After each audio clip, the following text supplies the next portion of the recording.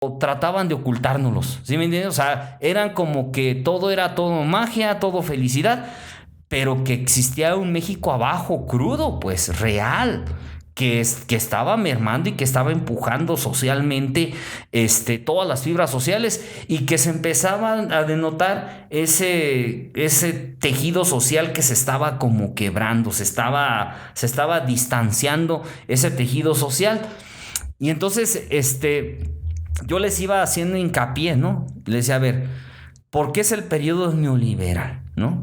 Y propiamente trataba de sintetizarles y era, pues, completamente abrir tu economía al sector privado, ¿no? O sea, que el sector privado intervenga a la economía donde el Estado tenía completamente sobreguardado todo lo que eran las empresas transnacionales, ¿no? O sea, las empresas que pertenecían al Estado, que fueron vendidas a sector privado y que eso fue provocando una desestabilidad económica, que era lo que tanto decíamos. Ok, güey, ¿quieres privatizar Pemex? ¿Y de dónde chingados vas a sustituir lo del 40% de la economía nacional que sostiene Pemex? O sea, ¿cómo lo vas a sustituir? Con impuestos no lo vas a sustituir. O sea, debes de tener un plan donde realmente garantices que ese dinero no va a hacer falta. Y entonces era lo que yo les iba argumentando. Les decía, a ver, ¿cómo? Si en su casa ganan 10 pesos, es como si les quitaran 4. Y entonces ya les iba dando ahí este contexto, ¿no? Y entonces ya les decía, y lo que creo que más aceleró, incluso más que el tema del EZLN, porque creo que el EZLN es una consecuencia del fallido sistema, que también ahí son otros temas sociales, porque no es solamente una desigualdad económica, sino que era que vivían en una como infrahumanos, güey. O sea, temas que pensábamos que que había sucedido en la colonización, todavía estaban viviéndolo en ya casi llegando al siglo XXI, güey. O sea, que son cosas ya de otro tipo, ¿no? Temas ya más de un reconocimiento histórico a estas comunidades, güey. Pero yo creo que el error de diciembre fue lo fatal, ¿no? O sea, fue lo que realmente ya le pegó a la economía directo, güey. O sea, y que fueron las consecuencias de todo esto, o sea, de todos estos malos manejos que fueron dando en nuestra economía. Y entonces yo les decía, y los mismos que habían metido la mano en el Tratado de Libre Comercio, los mismos que habían metido la mano en las privatizaciones, ellos mismos fueron los que sacaron el capital y fue que nos llevaron a las crisis económicas. Dije, y de ahí ya no nos hemos vuelto a parar como estábamos en una estabilidad. Hemos tratado de seguir avanzando, pero cuando te das cuenta, y les hablaba del FOBAPROA, que esto llevó a la consecuencia el FOBAPROA, y el FOBAPROA, pues completamente van a ser generaciones enteras donde ya naces endeudado. Dicen, ¿por qué estamos endeudados?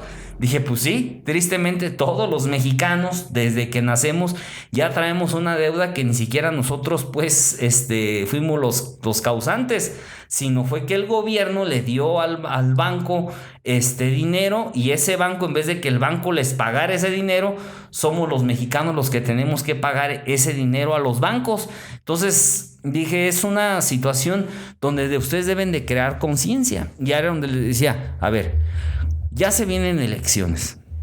Dije, y ustedes obviamente no van a votar, pero sí pueden platicar con sus papás, porque posiblemente sus papás no tengan la información suficiente. Le dije, y yo creo que deben de analizar, deben de comprender estos temas. Y dije, no es un tema de politizar, es un tema de concientizar. Porque si regresamos al sistema priista, al sistema que estos quieren que regresemos, porque ni siquiera era un neoliberalismo mundial, era un neoliberalismo a la priista. O sea, un neoliberalismo a la mexicanota, güey, a la gandallar todo, güey, porque ni siquiera era una lógica como lo estaban manejando en otras partes del mundo, donde estaba funcionando, donde había una movilidad económica. Aquí no, güey. Aquí era de vender y órale, güey, todo para nosotros, todo para nosotros. Entonces, por eso yo les decía, tienen que analizar esa percepción. O sea, deben de comprender yo sé que ustedes ahorita, pues ellos están en la adolescencia, güey. Pues ahorita, ¿qué chingados les va a importar todo esto, güey? Pero luego de repente hay quienes sí agarran el rollo, güey. Dicen, ok, güey, entonces por eso esto. Porque ya les empiezo a decir, a ver, ¿quiénes de aquí trabajan en el campo? Sus papás trabajan en el campo, en las fresas. Pues, y hay muchos que trabajan en la fresa, güey. Por cierto, güey. Y dicen, pues yo, mi papá, mi papá. Y dije, ¿y esas tierras de quién son? No, pues de una empresa que manda a Estados Unidos. Dije, bueno, pues todo eso es consecuencia precisamente de este año, del año del 94, porque fue cuando se realizó la reforma agraria, donde liberaron para que el sector privado pudiera intervenir en las tierras ejidales. Por eso hay un montón de tierras que antes eran ejidales que ahora tienen los privados.